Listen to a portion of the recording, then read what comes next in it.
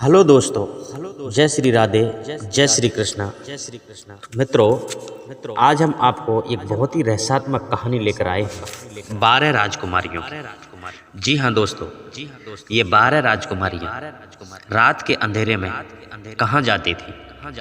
तो मित्रों, प्रसंग बहुत ही रोचक है।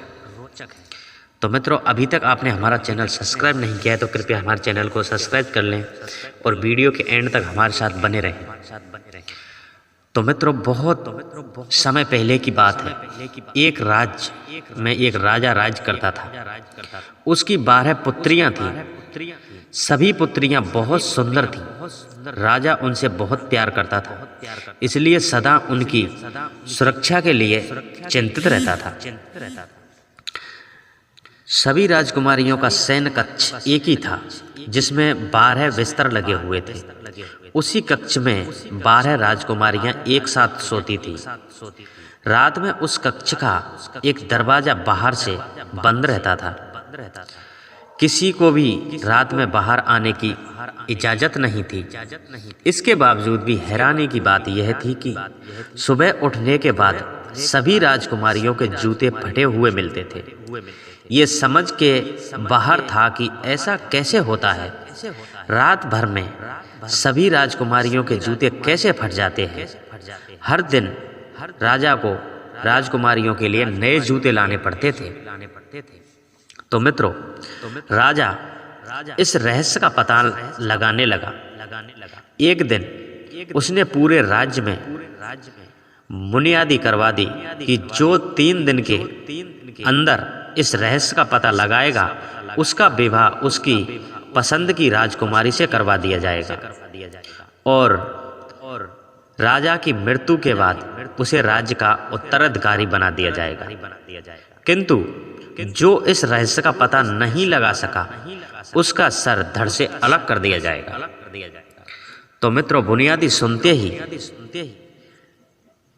पड़ोसी राज्य का एक सुंदर राजकुमार इस रहस्य का पता लगाने राजा के पास आया था।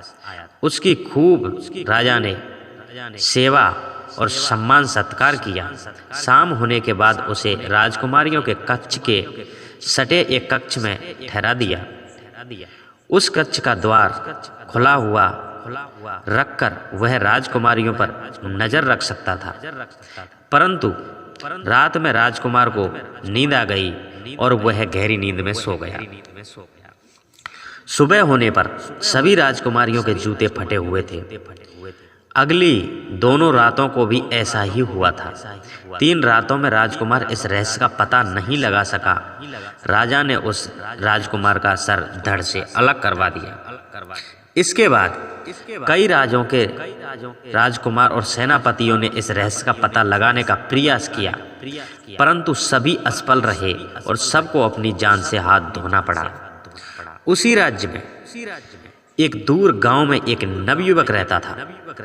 जब उसने राजा की बुनियादी सुनी तो उसके मन में भी एक राजकुमारी से विवाह करने की इच्छा प्रकट हुई और उसने राजकुमारियों के जूते फटने का रहस्य का पता लगाने का निश्चय कर लिया। अगली सुबह उसने खाने की पोटली बांधी और राजमहल की तरफ चल पड़ा। चलते चलते मित्रों, दोपहर हो गई और वह थक चुका था और उसे बड़ी जोरों की भूख लगी। एक घना पेड़ देख वह उसकी छांव में बैठकर आराम करने लगा। कुछ देर के बाद उसने अपनी खाने की पोटली निकाल ली। वह अपनी पोटली खोल ही रहा था कि एक गरीब बुढ़िया वहां आ गई। वह बहुत दिनों से भूखी थी। उसने युवक से खाना मांगा। गरीब बुढ़िया को देखकर युवक ने अपने खाने की पोटली बुढ़िया को दे दी।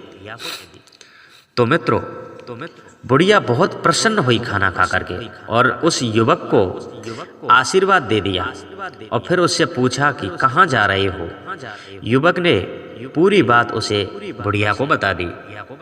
पूरी बात जानकर बुढ़िया ने अपने झोले में से एक टोपी निकाली और उसे उस युवक को दे दिया और युवक को कहा, यह जादुई टोपी है, इसे पहनने के बाद तुम अदृश्य हो जाओगे। इसे रख लो, हो सकता है ये तुम्हारे कुछ काम आ जाए और हाँ, मेरी एक बात याद रखना, यदि 12 राजकुमारियों में से कोई भी राजकुमारी तुम्हें कुछ खाने पीने को दे तो उसे तुम मत खाना। तो मित्रों, जादुई टोपी लेकर युवक महल की ओर चल पड़ा। जब वह महल पहुंचा तब शाम हो चुकी थी, दिन ढल चुका था।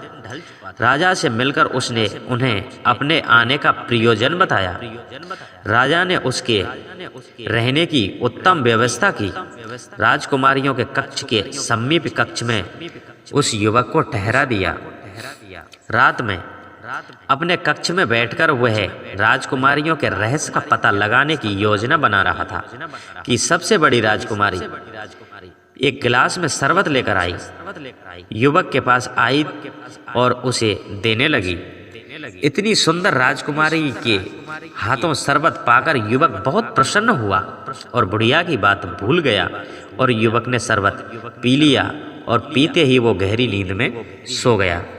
जब मित्रों सुबह हुआ तो युवक जागा तो उसे राज दरबार में बुलाया गया। वहां सभी राजकुमारियां भी मौजूद थीं। उसने देखा कि सबके जूते फटे हुए हैं। राजा ने उसे फिर स्मरण कराया कि अब आपके पास मात्र 2 रातें बची हैं। वह चिंतित हो उठा और उसने तय किया कि आज वह पूरी रात जागेगा और जादुई टोपी पहनकर राजकुमारियों के कक्ष में जाएगा। तो मित्रों, रात हुई और इस बार सबसे छोटी राजकुमारी शरबत लेकर युवक के पास आ गई। इस बार भी युवक बुढ़िया की बात को भूल गया और शरबत पीकर उसे फिर गहरी नींद में सो गया। सुबह उठने के बाद उसे अपनी गलती का एहसास हुआ। अब तीसरी और आखिरी रात बाकी थी। राजा ने उसे फिर राज दरबार में बुलाया और स्मरण कराया कि हे परदेसी, आज तुम्हारे पास में सिर्फ 1 रात बची है बस। राजकुमारियों के जूते फटने के रहस्य का पता लगाना है तो आज की रात में लगा दो, नहीं तो कल तुम्हारी मौत निश्चित है। तो मित्रों, उस रात युवक सावधान था। जब एक राजकुमारी शरबत लेकर उसके पास आई तो उसने शरबत अपने हाथ में ले लिया, परंतु राजकुमारी के जाने के बाद उसने पीने के बजाय उसे फेंक दिया। इस बार वह सोया नहीं था बल्कि जागता रहा। रात बढ़ने लगी। उसके बाद बुढ़िया की दी हुई जादुई टोपी पहन ली। टोपी पहनने के साथ ही वह युवक अदृश्य हो गया। अदृश्य अवस्था में वह राजकुमारियों के कक्ष के अंदर गया। अंदर जाकर जो उसने देखा उससे उसकी आंखें फटी की फटी रह गईं। सभी 12 राजकुमारियां सुंदर कपड़े और सुंदर जूतों में तैयार खड़ी थी। सबसे बड़ी राजकुमारी सबसे छोटी राजकुमारी से बोली, जाओ देखकर आओ वह युवक सो गया है या जाग रहा है। छोटी राजकुमारी कक्ष के बाहर निकली और युवक के कक्ष के बाहर दीवार से कान लगाकर खड़ी हो गई और यह देख युवक समझ गया कि उसे खर्राटे की आवाज निकालनी चाहिए ताकि राजकुमारी को पता चल सके कि युवक सो रहा है। तो मित्रों, वह अदृश्य अवस्था में खर्राटे की आवाज निकालने लगा, जिससे सुनकर राजकुमारी निश्चित हो गई और अपने कक्ष में जाकर सबको युवक के बारे में बताया कि युवक सो रहा है। तब सभी राजकुमारियों ने मिलकर एक बिस्तर को खिसकाया और फिर बड़ी राजकुमारी ने 3 बार ताली बजाई। 3 ताली बजाते ही जहां सबसे पहले बिस्तर रखा था वहां एक गुप्त रास्ता खुल गया। एक एक करके सभी राजकुमारियां वहां से बाहर जाने लगी। आश्चर्यचकित युवक भी उनके पीछे पीछे जाने लगा। उसने देखा कि गुप्त रास्ते में नीचे की ओर जाती 100 सीढ़ियां बनी हुई हैं और सीढ़ियां उतरने के बाद सभी राजकुमारियां एक जंगल में पहुंच गईं। वहां सुंदर पेड़ लगे हुए थे जिनकी डालियां सुनहरी थीं। युवक ने एक सुनहरी डाली को तोड़ ली और राजकुमारियों के पीछे चलता रहा। तो मित्रों, जंगल पार कर सभी राजकुमारी एक झील के किनारे पहुंच जाती हैं।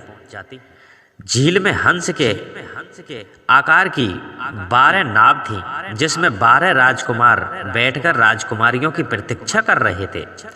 सभी राजकुमारियां एक एक नाव में राजकुमारों के साथ बैठ गईं। युवक अंतिम नाव में बैठा था, जिसमें सबसे छोटी राजकुमारी जाकर बैठी थी। सभी नाव नदी के पार जाने लगी। जिस नाव में युवक बैठा था, उसमें बैठी राजकुमारी को यह एहसास हुआ कि नाव में कुछ भारीपन है, मानो कोई और भी इसमें बैठा हुआ है। यह बात छोटी राजकुमारी ने बड़ी राजकुमारी से कही, तो बड़ी राजकुमारी ने बेझिझक इसको नकार दिया। नदी पार करने के बाद सभी एक रोशनी से जगमगाते सुंदर महल में पहुंचे। महल में मधुर संगीत की स्वर लहर सुनाई दे रही थी। युवक ने एक खिड़की से महल के अंदर झांक कर देखा तो वहां कई युवक और युवतियां नृत्य कर रहे थे। 12 राजकुमारियां भी राजकुमारों के साथ अंदर जाकर नृत्य करने लगीं। युवक अंदर जाकर उन्हें देखने लगा। उस कक्ष के एक किनारे पर सोने के पात्रों में स्वादिष्ट पकवान सजे हुए थे।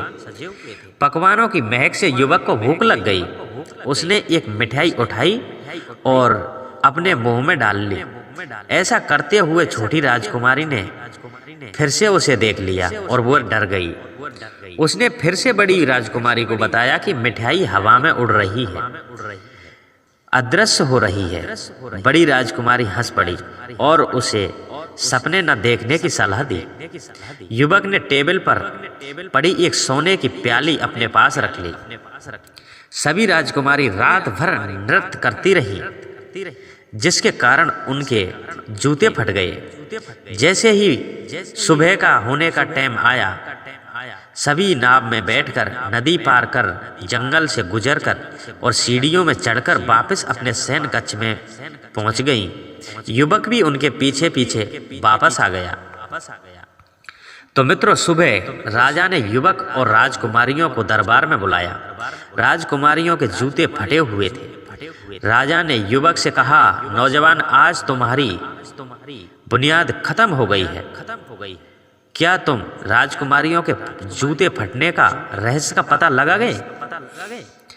जी हाँ महाराज, युवक ने प्रसन्नता से कहा और राजा को पूरी बात बता दी। पहले तो राजा को विश्वास नहीं हुआ, परंतु जब युवक ने पेड़ से तोड़ी गई सुनहरी डाली और महल से उठाया हुआ सोने की प्याली दिखाई तो राजा को उस पर विश्वास हो गया। पूछने पर सभी राजकुमारियों ने भी रात में गुप्त द्वार से बाहर जाने की बात मान ली। युवक ने राजकुमारियों के जूते फटने के रहस्य का पता लगा लिया था। राजा ने अपना वचन निभाते हुए उसे 12 राजकुमारियों में से एक राजकुमारी चुनने को कहा। युवक ने सबसे छोटी राजकुमारी को चुना। राजा ने युवक का विवाह सबसे छोटी राजकुमारी से करवा दिया और उसे अपना उत्तराधिकारी बना दिया। तो मित्रों, इस प्रकार से हमारा वीडियो यहीं पर समाप्त होता है और इस कहानी का सार यह है कि उसमें जो बड़ी वाली राजकुमारी थी वो एक जादूगरनी थी। तो मित्रों, यहीं पर हमारा वीडियो समाप्त होता है। कैसा लगा हमारा वीडियो कमेंट बॉक्स में हमें जरूर बताएं। राधे राधे, जय श्री राम।